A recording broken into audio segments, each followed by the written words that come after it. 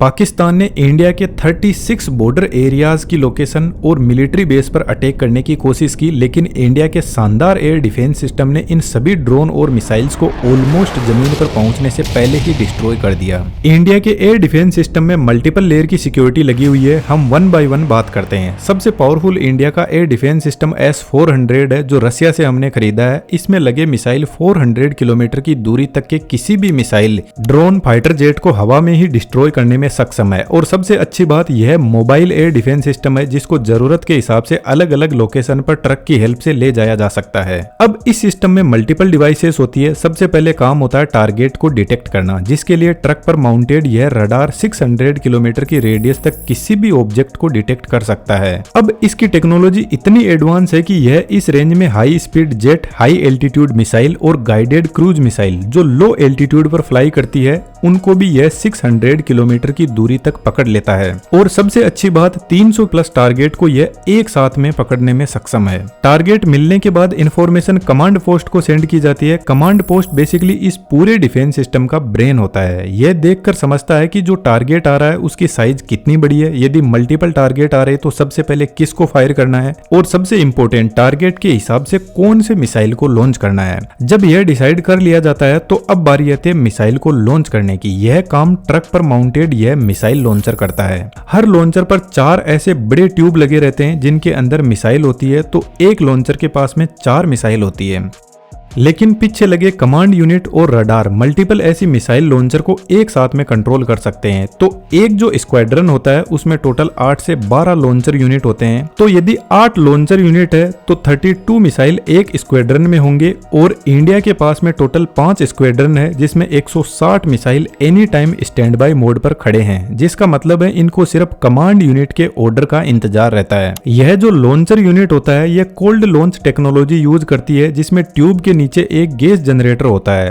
और इस gas generator में एक सॉलिड प्रोपेलेंट फ्यूल को भरा जाता है। तो जब मिसाइल लॉन्च होती है तो इस प्रोपेलेंट के अंदर एक हल्की चिंगारी से आग लगाई जाती है और यह प्रोपेलेंट इस टाइप का होता है कि यह कम टेम्परेचर पर जलने लगता है और हाई गैस आउटपुट देता है, जिससे कैनिस्टर के नीचे की साइड में हाई प्रेशर जनरेट होता है। लगभग 50 से 100 बार का प्रेशर जनरेट कर देता है। यह प्रेशर पिस्टन पेड पर जाता है और पिस्टन पेड ऊपर उठने लगता है मिसाइल को लेकर। सबसे पहले प्रेशर से ऊपर का जो केप है वह ब्रेक होता है और मिसाइल बाहर निकलती है। यह प्रेशर इतना ज्यादा होता है कि यह मिसाइल को 20 से 30 मीटर तक ऊपर फेंक देता है। उसके बाद में मिसाइल के अंदर सॉलिड प्रोपेलेंट फ्यूल होता है, वह बर्न होना स्टार्ट होता है और मिसाइल अपने टारगेट की तरफ बढ़ती है। यह जो लॉन्च कैनिस्टर होते हैं यह टोटल 4 टाइप की मिसाइल को लॉन्च कर सकते हैं। इसको आप यहाँ पर देख सकते हो। इन सभी की अलग अलग रेंज होती है। तो टारगेट की दूरी और साइज के हिसाब से किस मिसाइल को लॉन्च करना है यह कमांड पोस्टर लॉन्चर यूनिट को बताता है। इसके हिसाब से फिर लॉन्च किया जाता है। यहाँ पर हाईएस्ट मिसाइल की रेंज 400 किलोमीटर की है, लेकिन हमारा जो रडार है वह 600 किलोमीटर तक देख सकता है। तो फ्यूचर में यदि हमारे पास में और पावरफुल मिसाइल आती है तो उसको यह सिस्टम आराम से संभाल लेगा। लेकिन यहाँ पर जो मिसाइल है उनमें से कुछ मिसाइल ऐसी भी है जिनमें एक्टिव रडार सिस्टम नहीं होता। इनको रेगुलरली गाइड करना पड़ता है कि आपको किधर जाना है और कहां पर एक्सप्लोजन करना है। तो फिर इस मिसाइल को गाइड करने के लिए फायर कंट्रोल रडार स्टेशन होता है। एक जो स्क्वाड्रन होता है उसमें 6 फायर कंट्रोल रडार यूनिट होती है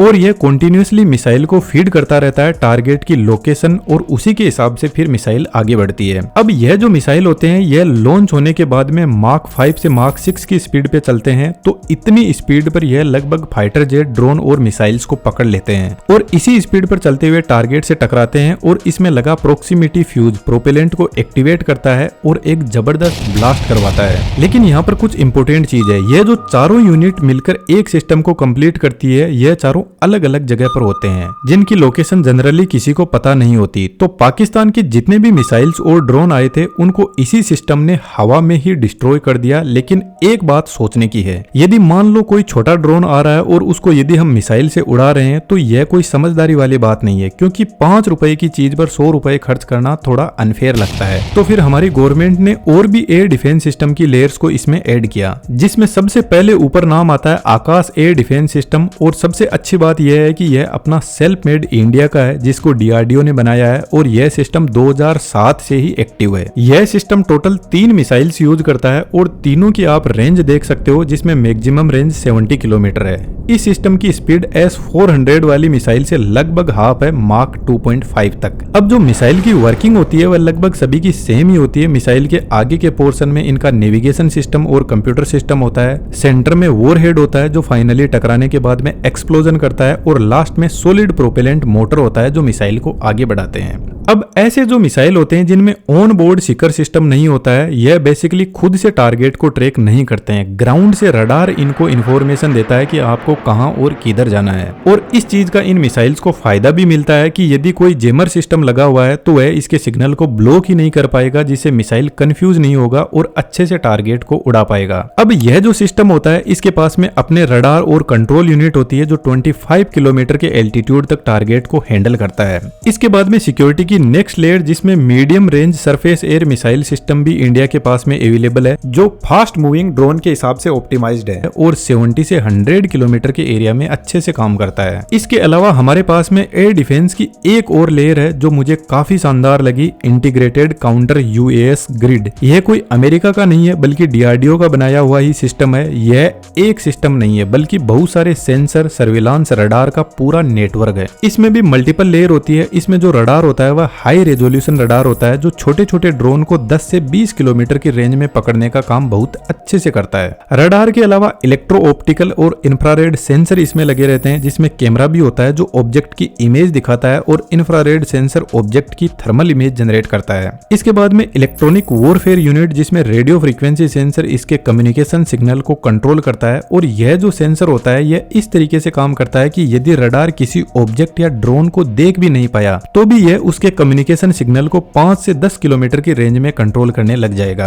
और यहाँ पर अवेलेबल रेडियो फ्रीक्वेंसी जैमर इसके सिग्नल को ही ब्लॉक कर देगा, तो या तो ड्रोन कहीं पर लॉस्ट हो जाएगा या कहीं पर जाकर गिर जाएगा। और पाकिस्तान ने जो अभी एयर स्ट्राइक की थी इसमें यह सिस्टम बहुत ही अच्छे से काम कर रहा था। अब मान लो यदि यह सिस्टम ड्रोन के सिग्नल्स को जैम नहीं कर पाया तो इसके साथ में लेजर डायरेक्ट एनर्जी सिस्टम भी एक्टिवेट होता है जो डीआरडीओ ने ही बनाया है। यह 10 से 20 किलोवाट की पावर को काम में लेता है और ड्रोन के ऊपर हाई पावर लेजर छोड़ता है जिससे वह हवा में ही जल जाता है, लेकिन इसकी रेंज सिर्फ 1 से 2 किलोमीटर है। यदि ड्रोन इससे ज्यादा दूरी पर है तो एंटी ड्रोन गन्स काम में लिए जाते हैं जो बेसिकली एक नेट को हवा में फेंकती है जो ड्रोन को पकड़ के नीचे ले आती है। अब यदि टारगेट इस सिस्टम की रेंज से ही बाहर है तो इसके पास में अपने शॉर्ट रेंज मिसाइल भी होते हैं जो एकदम क्विकली ऑपरेट करते हैं। अब इस सिस्टम को भी कंट्रोल करने के लिए कमांड एंड कंट्रोल यूनिट होती है जो बेसिकली डिसाइड करता है कौन से सिस्टम को ऑपरेट करवाना है। इसके अलावा भी कुछ एयर डिफेंस सिस्टम अपने इंडिया में अवेलेबल है, लेकिन सबसे अच्छी बात यह है कि यह जितने भी सिस्टम अभी मैंने आपको एक्सप्लेन किए हैं यह सभी एक इंटीग्रेटेड एयर डिफेंस सिस्टम से जुड़े रहते हैं, जिससे यह आपस में एक दूसरे को इन्फॉर्मेशन शेयर करते हैं ताकि डिसाइड किया जा सके कि दुश्मन के किस ऑब्जेक्ट को कैसा ट्रीटमेंट देना है। आई होप दैट कि आपको सब कुछ क्लियर हुआ होगा। और भी ऐसी शानदार इन्फॉर्मेशन के लिए आप हमारे साथ में जुड़ सकते हो। जय हिंद, जय भारत।